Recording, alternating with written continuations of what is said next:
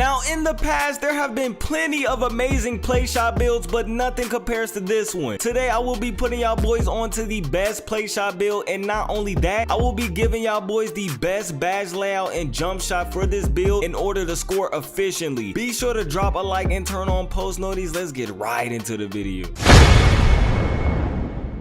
Alright, so we are now in the builder with it, you know what I'm saying? The first thing first is our takeover. Now look, personally I decided to go with sharpshooting takeover because playmaking takeover is useless and shot creating takeover just doesn't have that little factor that sharpshooting takeover has, so you want to choose sharpshooting takeover.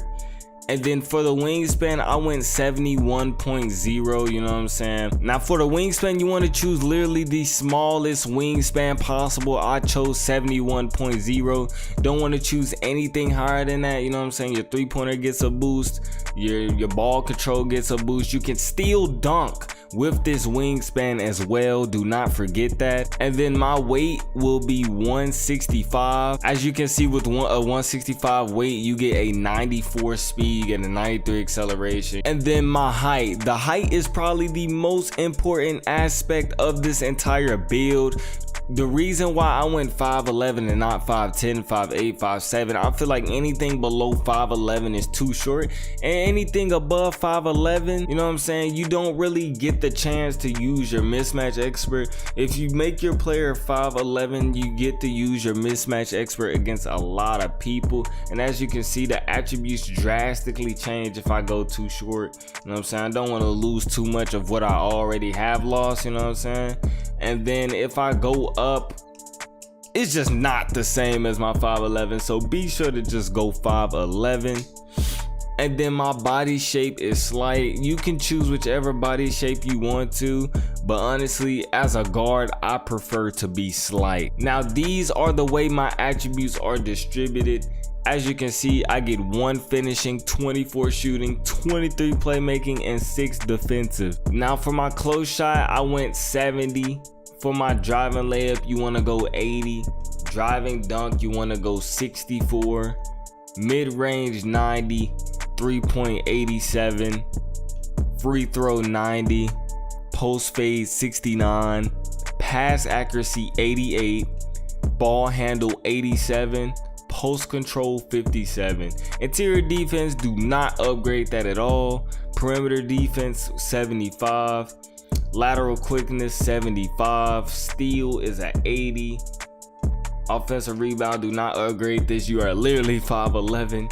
Defensive rebound 64, just so your player can jump, because if you don't upgrade your defensive rebound at all, your player will just not, bro, he will not go anywhere. Now look, the reason why you want your perimeter defense to be a 75 is because you still want to be able to have a little defense on your player. You want to be able to contest people. Perimeter defense is what allows you to stay on somebody as they're moving around the perimeter, you know what I'm saying? And lateral quickness helps you with that. If you do not upgrade your lateral quickness, you will be very slow. Like going from left to right, you will be very slow, and that's just not a good thing when you're playing park, stage, or anything. Now we're gonna do this, and the next thing you want to do is make sure you choose the pie chart at the very top. Be sure to once again, be sure to choose the pie chart at the very top. You want to be the fastest you can possibly be, you know what I'm saying? Once again, you are 5'11 point guard, so you need that speed advantage, especially against a decent lock. Now you want to choose the pie chart that is somewhat green and somewhat orange. It is 1 2 3 4 5 6 7 8.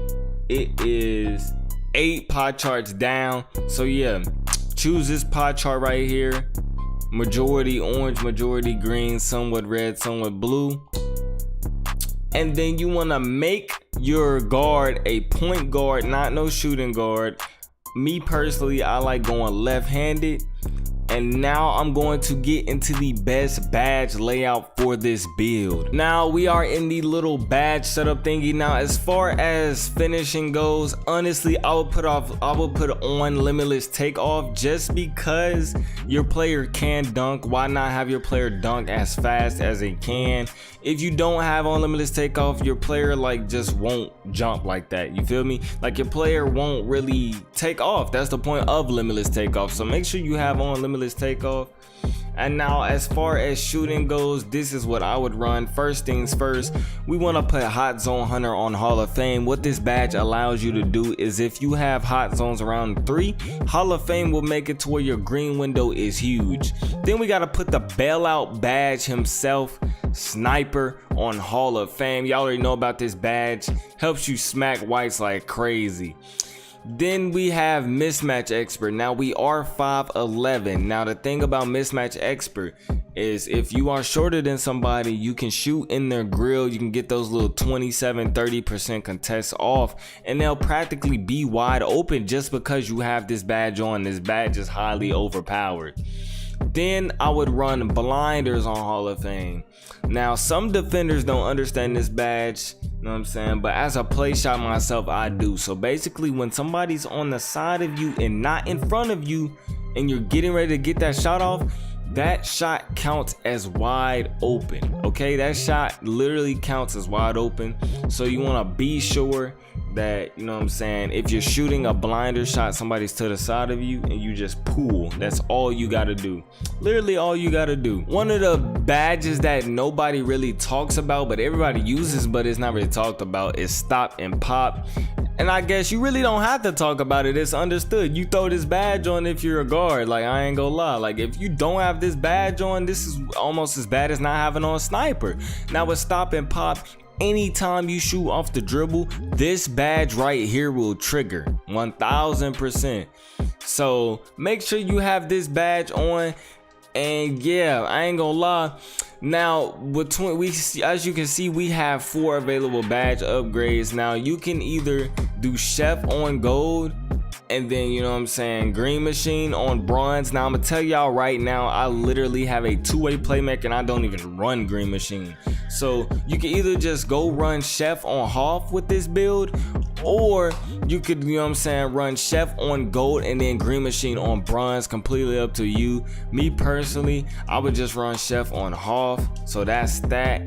And then we got the playmaking side of things. Now first thing we gonna go ahead and get out the way is quick chain on Hall of Fame. You want to be able to dribble as fast as you can. You need to be able to combo up. You know what I'm saying? Without quick chain, your player moves like a sloth when you move your right stick left, right, up, down, left, right. Then another badge we're gonna want on Hoff is handles for days. You want to preserve your stamina while you are dribbling. Be sure to have that. And then the third badge is tight handles Hall of Fame. Now what this badge helps you do is it helps you freeze your opponents. That is a huge advantage. I see mad kids in stage just spam this move and spam it and spam it and spam it. Every time they do that snatch, you freeze. So yeah. Then the next badge you're gonna want to put on is unpluckable on Hall of Fame. With this badge on, you will barely ever get plucked. Now I'm not gonna lie, sometimes 2K does BS, but hey, what is 2K without BS? Then the next badge we're gonna put on is quick first step Hall of Fame. Now this badge right here it gives you the best movement possible, gives you the best movement off of specific dribble moves possible. And then the next badge is bullet passer on gold. Now me personally, I like to be able to pass the ball as humanly possible. So I might take down tight handles on gold. And in my opinion, tight handles on gold works just as good as Hall of Fame.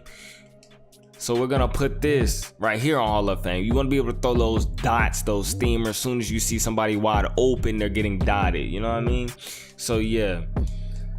Now me, I did hit legend, so I have 3 extra defensive badges, and it should actually be 9 out of 9 instead of 6 out of 6. But in case you aren't legend, what I would go with is, depends on what you're playing. Now regardless of 3s or 2s or 5s, and you're definitely not using this build on the ones. So regardless of 3s, 2s, and 5s, Interceptor's going on gold because lane steals are terrible now.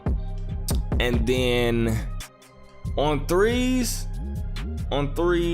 typically the guard sits in a corner on defense because you let the lock do that job. So I wouldn't run clamps. So then that leaves us with Intimidator. I'm not gonna lie. So this is really what you would want to run. You could probably run this, but no, I ain't gonna lie. I would just run Intimidator on gold or Interceptor on gold. Now, if you did hit Legend, I would run Intimidator on gold, Interceptor on gold, and then it would be Pickpocket on gold. But yeah, that's it for this build, man. If you guys enjoyed this build video, let me know if y'all want me to put y'all on to some more builds. But it's been your boy Disto, and I'm out. Peace.